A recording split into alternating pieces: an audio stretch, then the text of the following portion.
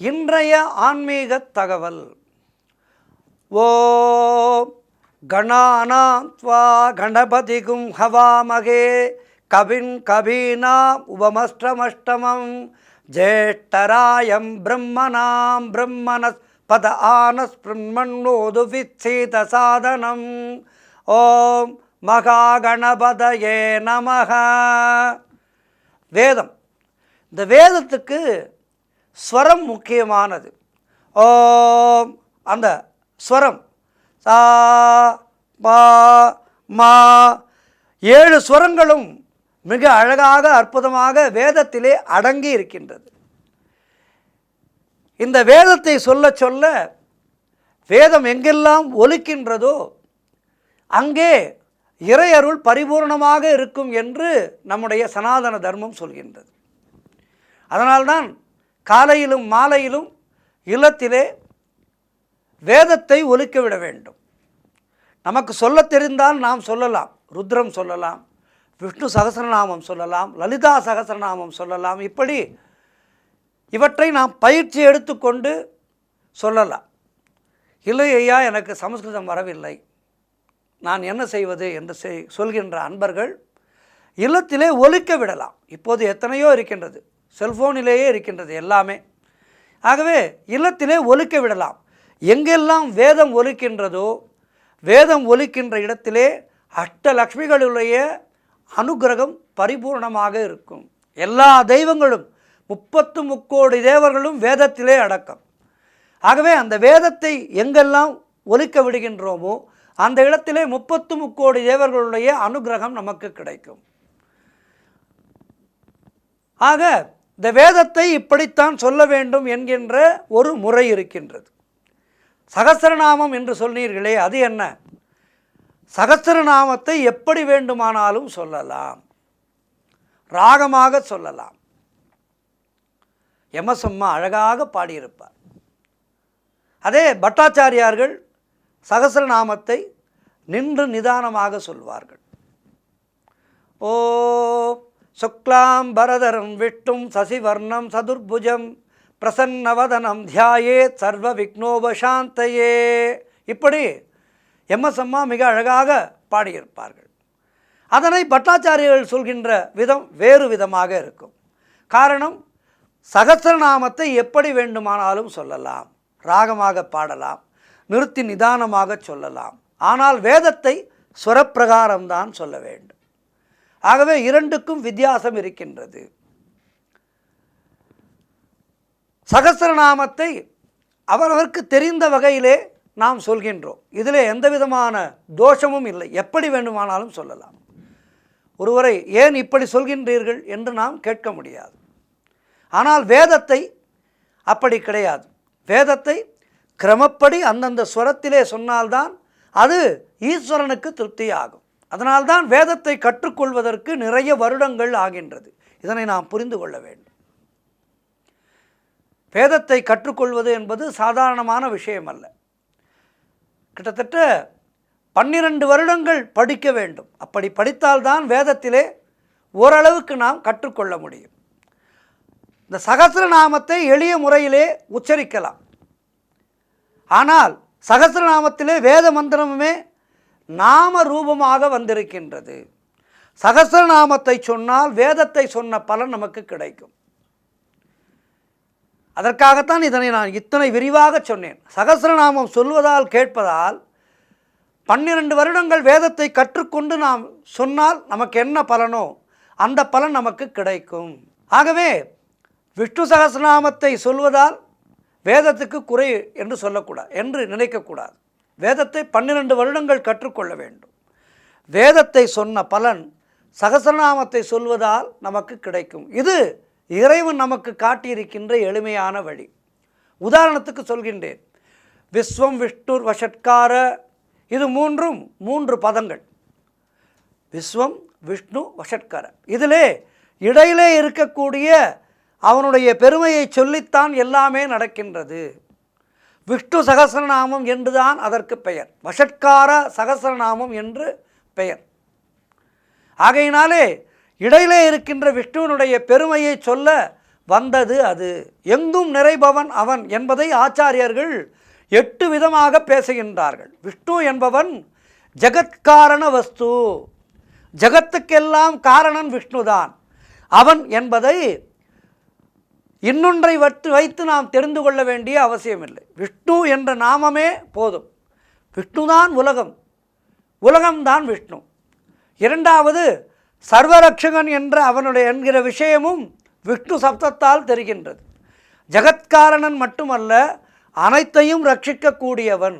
மூன்றாவது அர்த்தம் சர்வவியாபி, அதாவது எங்கும் பரவி இருக்கின்றான் என்பதும் இந்த விஷ்ணு என்கின்ற சப்தத்தினால் நமக்கு கிடைக்கின்றது. நான்காவது பதம் சர்வசேஷி, எல்லாவற்றையும் தனக்கு சேஷமாய் உரியதாய் உடையவன். அவன் எடுத்தாளும்படியாக அவன் அனந்தத்துக்காக எல்லாவற்றையும் பெற்றிருக்கக்கூடியவன். ஐந்தாவது சர்வாந்தர்யாமி, எல்லாவற்றினுள்ளும் வியாபித்திருப்பவன். முதலிலே சொன்னது சர்வவியாபி என்பது, அது பகிர்வியாப்தியை சொல்கின்றது. பகிர்வியாப்தி என்றால் வெளியே தெரிகின்ற தோற்றத்திலே இருப்பவன். சர்வாந்தர்யாமி என்றால் உள்ளுக்குள்ளே அவன் உறைவதை சொல்கின்றது. இப்படி உள்ளுக்குள்ளே உறைந்து நிற்பது சர்வாந்தர்யாமித்வம். ஆறாவது விஷயம் வேத வேத்யன், வேதத்தினாலே அறியப்பட வேண்டியவன், வேதம் ஒன்றினால் உணரப்பட வேண்டியவன் என்கின்ற விஷயமும் இந்த விஷ்ணு சப்தத்திலே நமக்கு காண கிடைக்கின்றது. அடுத்தது ஏழாவது வேதாந்த வேத்யன். வேதத்தினுடைய அர்த்தம் எது என்றால் ஸ்ருதி ஸ்ரசி, அதாவது ஸ்ருதிக்கெல்லாம் சிரசாக இருக்கக்கூடியது. அதுதான் உபனிஷத் பாகம் என்று சொல்லப்படுகின்றது. உபனிஷத் பாகமாக சொல்லப்படக்கூடியவன் இந்த விஷ்ணு என்று சொல்கின்றது. எட்டாவதாக நமக்கு காட்டித்தரக்கூடியது ஸ்ரீய, எட்டாவதாக நமக்கு காட்டித்தரக்கூடியது ஸ்ரீய பதித்வம், லக்ஷ்மியோடு சேர்ந்திருக்கக்கூடியவன் என்கின்ற உயர்ந்த பெருமை அவனுக்கே உண்டு. இந்த பெருமையினால்தான் அவனுக்கு இவ்வளவு பெருமையும். அதனால்தான் எட்டாவதாக பெரியவர்கள் இதனை சொன்னார்கள். முன்னே சொன்ன ஜெகத்காரணத்துவமோ சர்வவியாபித்துவமோ சித்திக்க வேண்டுமானால் லக்ஷ்மிபதியாக அவன் இருப்பதினாலே தான் இதெல்லாம் சித்திக்கின்றது அவனுக்கு என்று காட்டி கொடுக்கின்றார்கள். இதிலே நான் ஒரு சிறிய உதாரணத்தை நாம் சொல்ல வேண்டும். அதாவது நம்முடைய லௌகிக வாழ்க்கையிலேயே எடுத்துக்கொள்ளுங்கள். திருமணம் ஆகாத ஒருவருக்கு கிடைக்கின்ற மரியாதை என்பது வேறு. அவனிடம் பெரியவர்கள் அதிகமாக பெரிய விஷயங்களை பற்றியோ, ஒரு இல்லத்திலேயே வைத்துக்கொள்ளும், ஒரு பிரம்மச்சாரி இருக்கின்றான் என்று வைத்துக்கொள்ளுங்கள். அந்த பிரம்மச்சாரியிடம் பெரிதாக பெரியவர்கள் அந்த இல்லத்திலே நடக்கின்ற காரியங்களை பற்றியெல்லாம், விசேஷங்களை பற்றியெல்லாம் அந்த பிரம்மச்சாரியோடு அதிகமாக அளவலாக மாட்டார்கள். நான் பொதுவாக சொல்கின்றேன், தவறாக சொல்லவில்லை. அதே ஒரு குடும்பஸ்தனாக இருந்தால், ஒரு மனைவியோடு ஒருவன் குடும்பமாக இருக்கின்றான் என்றால் அவரிடம் எல்லா விஷயத்தையும் சொல்லி இதை இப்படி செய்யலாம் என்று இருக்கின்றோம், நீங்கள் வந்து நடத்தி தர வேண்டும் என்றெல்லாம் பவ்யமாக சொல்வார்கள். லோகாயத்திலேயே தம்பதியாக இருப்பவர்களுக்கு கிடைக்கின்ற மரியாதை என்பது வேறு. திருமணம் ஆகாதது அவர்களுடைய குறை இல்லை என்றாலும் திருமணம் ஆனவர்களுக்கு கிடைக்கின்ற மரியாதை என்பது வேறு, திருமணம் ஆகாதவர்களுக்கு கிடைக்கின்ற மரியாதை என்பது வேறு. இதை நான் ஒரு விளையாட்டுக்காக சொல்கின்றேன். ஆக தெய்வத்திலேயே கூட லக்ஷ்மியோடு பெருமாள் இருந்தால்தான் பெருமாளுக்கு பெருமை, சிவனோடு பார்வதியோடு சிவன் இருந்தால்தான் சிவபெருமானுக்கு பெருமை, கலைவாணியோடு பிரம்மா இருந்தால்தான் பிரம்மாவுக்கு பெருமை. இப்படி விஷ்ணு என்கின்ற அந்த சப்தத்தினாலே அவர் மகாலட்சுமி தாயாரோடு இருப்பதாலே விஷ்ணுவுக்கு மிக மிக பெருமை சேர்கின்றதா. பிரம்மாண்ட புராணத்திலே நாரதர் விஷ்ணு சகஸ்ரநாம சப்தங்களை உள்ளடக்கிய உபதேசத்தை எடுத்து சொல்கின்றார். விஷ்ணுவே வேதவேத்யன் என்பதையும் நாம் தெரிந்து கொள்ள வேண்டும். விஷ்ணுதான் வேதங்களுக்கெல்லாம் தலைவன், வேதமே எல்லாவற்றுக்கும் மூலம். ஆகவே எல்லாவற்றாலும் அறியப்பட வேண்டியவனும் அவனே.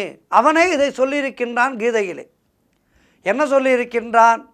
வேதேச சர்வை என்று பகுவசனத்திலே சொன்னால் ரிக் யஜுர் சாம அதர்வண வேதங்களால் 4 மறைகளால் அறியப்பட வேண்டியவன் நானே என்று ஆகின்றது என்று கீதையிலே சொல்கின்றான். 4 மறைகளும் தேடியோடியும் காணமாட்டாத எம்பெருமான். அத்தனை வேதங்களும் அவனை தெரிந்து கொள்ள முடியாமல் திரும்பி ஓடி வருகின்றது. அப்படி மறைகளாலே உணர முடியாத பெருமை எம்பெருமானிடத்திலே இருப்பதாலே எல்லா மந்திரங்களும் அவன் திருவடிக்கே உரியது என்று கூறப்படுகின்றது.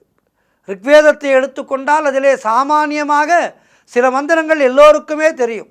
ஒரு யஜ்யத்திலே போய் நாம் உட்கார்ந்தோமானால் 4 வேதங்களுக்கும் அதிலே விநியோகம், 4 வேதங்களுக்கும் சம்பந்தம் உண்டு. அப்படி 4 வேத சம்பந்தம் இருந்தால்தான் யஜ்யம் என்பது சிறக்கும். முதலிலே ரிக்வேதம் வருகின்றது. ரிக்வேதத்தினாலே தேவதைகளையெல்லாம் ஸ்தோத்திரம் பண்ண வேண்டும். அப்படி ஸ்தோத்திரம் பண்ணும்போது அவர்கள் சந்தோஷம் அடைகின்றார்கள். தேவதைகள் தான் ஸ்தோத்திர பிரியர்கள் என்றில்லை, மனிதர்களும் ஸ்தோத்திர பிரியர்கள் தான். ஒருவரிடம் ஒரு காரியத்தை நாம் சாதிக்க வேண்டுமென்றால் அவரை புகழ்ந்து பேசித்தான் நாம் காரியத்தை சாதிக்க வேண்டியது. ஆகவே விஸ்வாமித்திரர் தசரதை பார்க்க வரும்போதே ஏகமாக ஸ்தோத்திரம் செய்து வருகின்றார். வேதமும் நிறைய ஸ்தோத்திரம் பண்ணுகின்றது. திரும்ப திரும்ப ஸ்தோத்திரம் பண்ணினால் தேவதைகள் சந்தோஷம் அடைகின்றார்கள்.